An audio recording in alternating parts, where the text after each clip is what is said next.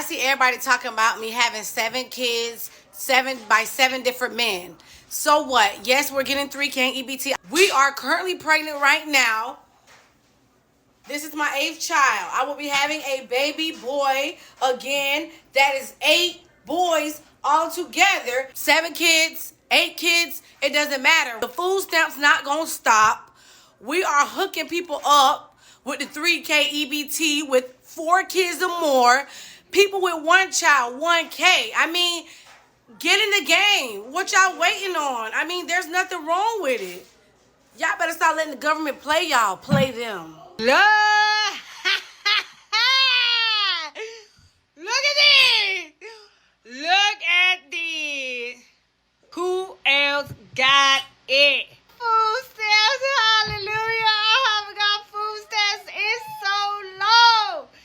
Oh, thank you, Jesus! Spending our $3,000 in food stamps at Walmart. Stuff like this makes you just want to get rid of the whole system. Guys, I have an absolutely insane EBT fraud case for you today. It involves 6 people and $66 million. 6 people are now charged with a huge fraud and bribery scam targeting food stamps. Listen to this. One of the arrested people in this, a USDA employee, that's the government agency that oversees food stamp benefits. According to the Justice Department, the group set up a network that supplied approximately 160 unauthorized EBT terminals to stores across the New York area. Those terminals then illegally processed more than $30 million in EBT transactions. And the USDA employee who's charged actually worked in the division responsible for identifying food stamp fraud. The way that this scam and scams like this work is that they started with a USDA employee. Her name was Arlissa Davis, and she was actually in charge of stopping fraud, but she sold EBT licenses to her co-conspirators, allegedly. The EBT licenses allowed her co-conspirators to apply for and receive EBT terminals. And an EBT terminal is basically like a credit card terminal. So you swipe the EBT card and then the government puts the money in your bank account. And the way that this is supposed to work is, you just swipe it and you can only get approved food items. Well, these guys had these fake EBT terminals in places like smoke shops where, of course, you're not allowed to use EBT to buy stuff in smoke shops. They had 160 of these fake EBT terminals all across New York. And so a lot of the times with a scam like this, there won't even be any kind of product exchange at all. So the way that this kind of scam works is that somebody comes in with their legitimate EBT card and they swipe it into the unauthorized EBT machine.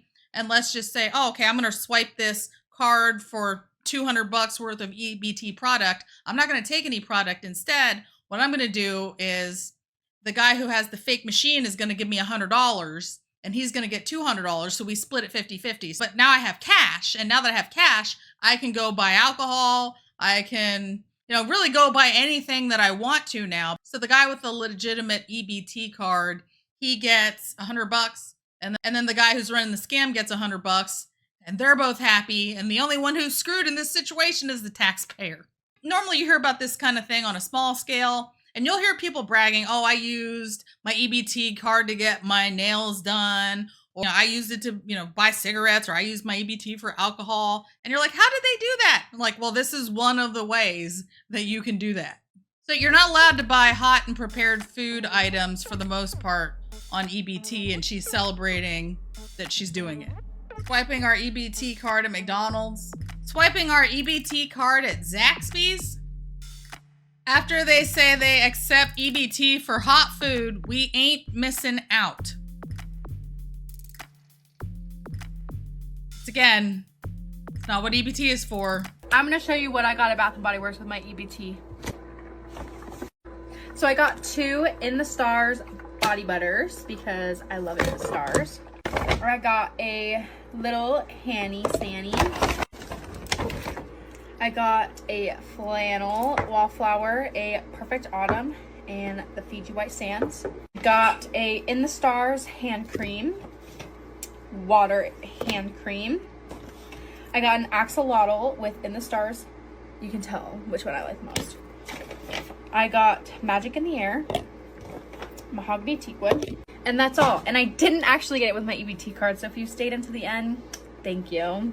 I paid my own money for this stuff, but since you guys think I use my EBT card on unnecessary stuff, I figured I would make a cute little video for you guys because, no, I don't. I actually, you know, buy groceries and stuff for my kids. I don't know why she thinks that's an own. If you're on food stamps, then you shouldn't be wasting your money on frivolities and stuff like that. This is one of about 80 retailers here in the Tampa Bay region to recently be permanently disqualified from the SNAP program for fraud or abuse. Today, a congressional committee heard from a team of experts who said that abuse of the SNAP program is widespread and nationwide.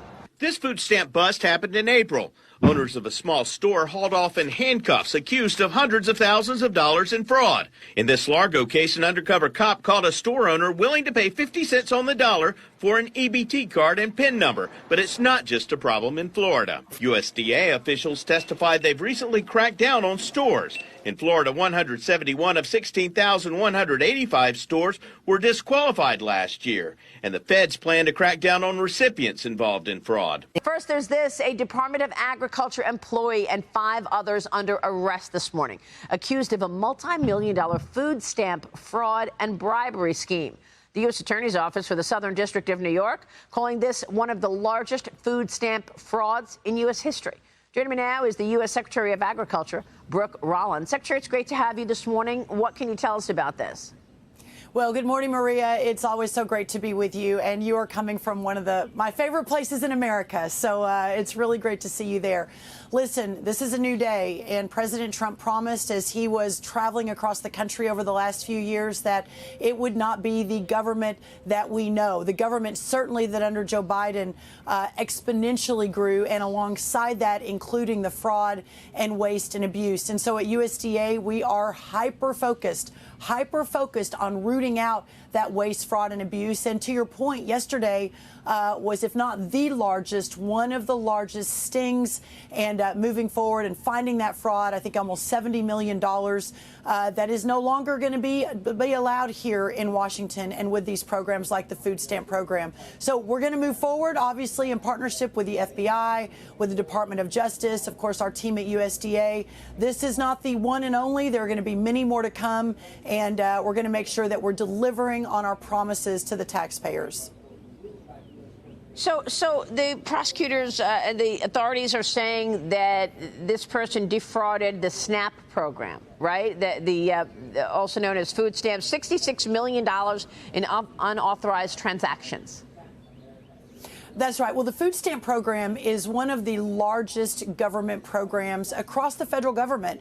And obviously, I've talked on this show and other shows that it's time for real effective change. Part of that $200 billion annual program, the best sort of estimate is between 20 to 30% of that is fraud, waste, and abuse. The $66 million that was announced yesterday on behalf of USDA and the others that were part of that, again, is just the tip of the spear. And the way that works, Maria, the EBT cards is what USDA, the government, uses to provide that supplemental nutrition assistance, which is the food stamps, and that it's a fairly easy thing to do. We're trying to lock it down right now to ensure that it doesn't keep happening. But when you've got employees that basically don't follow the law, then we've got to fix it, and that's what we're doing. There's going to be real consequences for breaking the law across America's federal government with President Trump, but this is just one of many more to come. Well, we definitely want to see consequences and accountability. Democrats don't want Leroy to celebrate, but you can combat that by using my Buy Me a Coffee link to buy him a dog treat. Just listen to the little guy crunching back there. He loves his treats. Be sure to like, share, and subscribe. Thank you for tuning in to another episode of Red Dawn Daily with your host, me, Dawn Marie, and sometimes Leroy. Oh, Leroy, you look like you're ready for a siesta. You look so cute in your sombrero. You really do.